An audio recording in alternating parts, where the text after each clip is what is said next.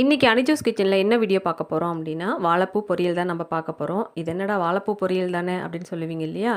ஒன்றும் இல்லைங்க. இது வந்து பார்த்திங்கன்னா ஒவ்வொருத்தரும் ஒவ்வொரு மாதிரி பண்ணுவாங்க. நம்ம வீட்டில் நாம் எப்படி செய்வோம் அப்படின்றத பார்த்துடலாம். வாழைப்பூ வந்து பார்த்திங்கன்னா ஃபஸ்ட்டு நல்லா க்ளீன் பண்ணி எடுத்துக்கோங்க. கையில் நல்லா எண்ணெய் தடவிட்டு அதை க்ளீன் பண்ணிடணும். அந்த பூவில் பார்த்திங்கன்னா நடுவில் ஒரு சின்ன கம்பி மாதிரி தலையில் கொஞ்சம் கருப்பாக அப்படியே ஒரு மொட்டு மாதிரி இருக்கும். அதை நம்ம எடுத்துடணும். அதுக்கப்புறம் ஒயிட் கலரில் ஒரு சின்ன குட்டி போட்டு மாதிரி ஒரு பிளாஸ்டிக் மாதிரி இருக்கும். அதையும் நம்ம ரிமூவ் பண்ணிடணும்.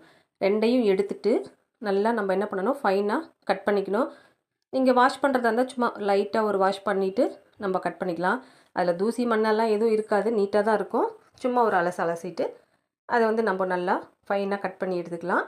இதுக்கு தேவையான வெங்காயம், உங்களுக்கு பச்சை மிளகா இல்லைனா வரமிளகா எது வேணுமோ அதெல்லாம் எடுத்து வச்சுக்கோங்க. கொத்தமல்லி தழை, கருவேப்பிலை இதெல்லாம் நம்ம ரெடி பண்ணி வச்சிட்டோம் அப்படின்னா தாளிக்கிறதுக்கு ஈஸியாக இருக்கும். இப்போ வாங்க நம்ம அதுக்கு எப்படி தாளிக்கிறது, அதுக்கு என்னென்ன வேணுன்றதை பார்த்துடலாம். ஃபஸ்ட்டு வானல் வச்சுக்கோங்க. இதில் வந்து தேவையான அளவு எண்ணெய் விட்டுக்கலாம்.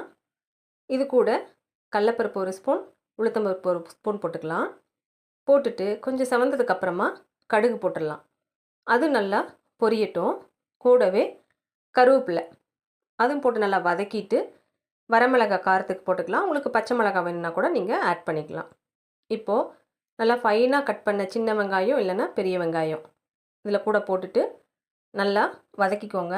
இது வந்து பார்த்திங்கன்னா சும்மா வதங்கினா போதும், ரொம்ப அப்படியே ப்ரௌன் கலர் ஆகணும் அப்படின்றதெல்லாம் அவசியம் கிடையாது. லைட்டாக வதக்கிட்டு நம்ம இப்போது வாழைப்பூ கட் பண்ணி வச்சுருக்கோம் இல்லையா, அதை எடுத்து இதில் போட்டுடலாம்.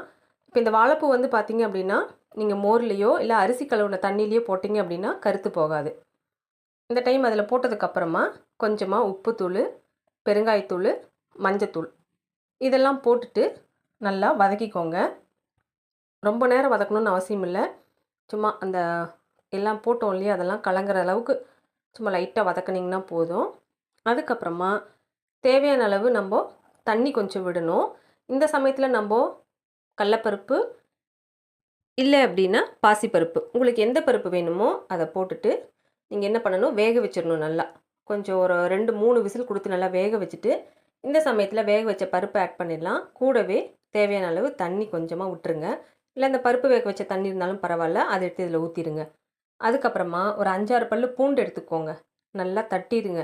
தட்டிட்டு தோலை நீக்கிட்டு இதில் போட்டுருங்க. போட்டுட்டு நல்லா கிளறி விட்டுருங்க. அதுக்கப்புறம் பார்த்திங்கன்னா சும்மா ஒரு 5 நிமிஷம் 10 நிமிஷம், அதாவது நீங்கள் எவ்வளோ தண்ணி ஊற்றிருக்கீங்க அது வேகிற அளவுக்கு அதை பொறுத்து நீங்கள் என்ன பண்ணணும், கொஞ்ச நேரத்துக்கு நம்ம மூடி போட்டுடலாம்.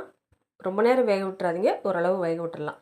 கொஞ்சம் நேரம் வெந்ததுக்கப்புறம் பார்த்தீங்க அப்படின்னா இந்த தண்ணி சுண்ட வரைக்கும் போதும். சுண்டினதுக்கப்புறம் நம்ம லைட்டாக ஒரு கலரிட்டு இதில் தேங்காய் பூ ஆட் பண்ணிக்கலாம். கூடவே பார்த்திங்கன்னா கொத்தமல்லி தழை கொஞ்சம் போட்டுட்டு நல்லா கிளறிடுங்க. நல்லா ட்ரை பண்ணி எடுத்துடுங்க. அப்போ தான் பார்த்திங்கன்னா அந்த தண்ணி இல்லாமல் இந்த சாதத்துக்கு நம்ம பிசைஞ்சு சாப்பிட ரொம்ப டேஸ்ட்டாக இருக்கும். இதை ரச சாதத்துக்கு வச்சு சாப்பிட்டோம்னா ரொம்ப அட்டகாசமாக இருக்கும். ஏன்னா அந்த பருப்பு போட்டிருக்கோம் இல்லையா, பருப்பு போடுறப்பவே பார்த்திங்கன்னா டேஸ்ட் ரொம்ப நல்லாயிருக்கும். நீங்கள் இந்த மாதிரி செஞ்சு சாப்பிடாதவங்க இந்த மாதிரி ஒரு முறை செஞ்சு சாப்பிட்டு பாருங்கள்.